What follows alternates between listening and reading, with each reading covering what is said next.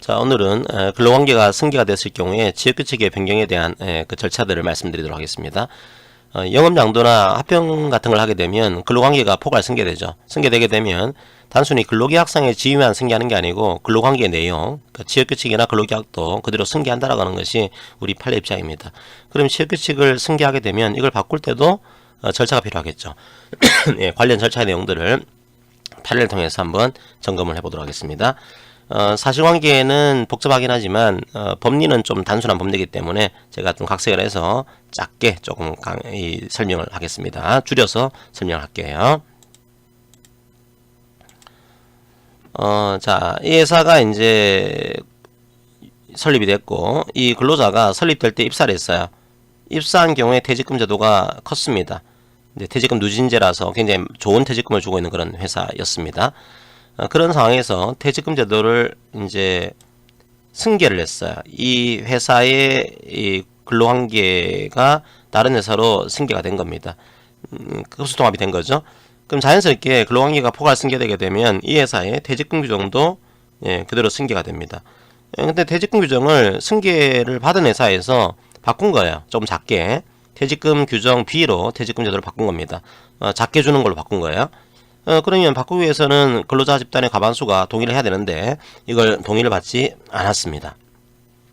그리고 다시 이 회사가 다른 회사로 이제 흡수 통합이 됐습니다. 이제 승계가 됐어요. 그럼 근로관계도 승계가 되는 구조였습니다.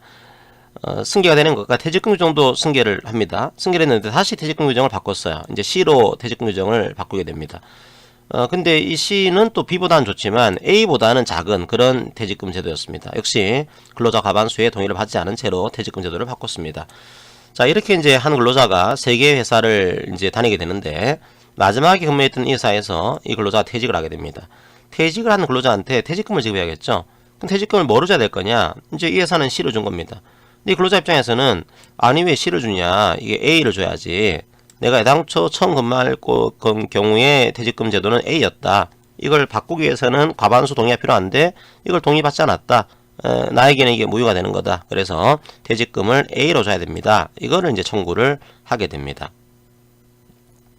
자, 이해하시겠죠, 그죠? 그러면 이 경우에 퇴직금 A를 줘야 되는 것인지 아니면 C를 줘야 되는 것인지 이걸 다툰 사건입니다. 첫 번째, 퇴직금에 관한 규정을 여러분들이 이해를 하셔야 돼요. 퇴직금에 관한 규정이 뭐죠? 이거는 지역규칙입니다. 그러니까 지역규칙이라고 먼저 이해를 하고 난 다음에 문제를 풀어야겠죠. 퇴직금 규정은 내 근로조건에 대해서 통일적인 근로조건을 정해둔 거니까 이게 설사 우리 회사의 지역규칙과 별도로 퇴직금 규정을 뒀다고 하더라도 이건 지역규칙의 성격을 갖게 됩니다. 이게 이제 퇴직금 규정 기타의 지역규칙이 모여가지고 한 개의 거대한 지역규칙이 되는 거죠. 그러면 지역규칙을 변경하기 위해서는 이게 불리한 경우에는 근로자 집단의 동의가 필요하겠죠. 과반수의 노조가 있는 경우에는 그 노조, 과반수가 되는 노조가 없는 경우에는 근로자 과반수의 동의가 필요하겠습니다. 만약에 근로자 과반수가 동의하지 않게 되면 기존 근로자에 대해서는 효력이 없어지는 거죠. 자, 그 내용입니다. 딴 게 없이.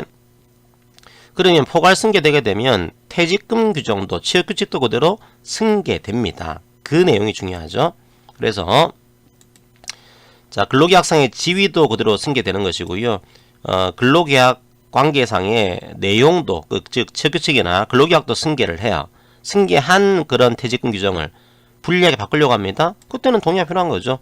근로자 집단의 집단적인 의사결정 방법에 의한 동의. 과반수 노조가 있으면 그 노조, 없는 경우에는 근로자 과반수의 동의가 필요합니다. 그게 없이는 적어도 기득권을 침해하는 근로자에 대해서는 승계된 후에 퇴직금 규정을 적용할 수는 없겠죠. 동의가 필요한 겁니다.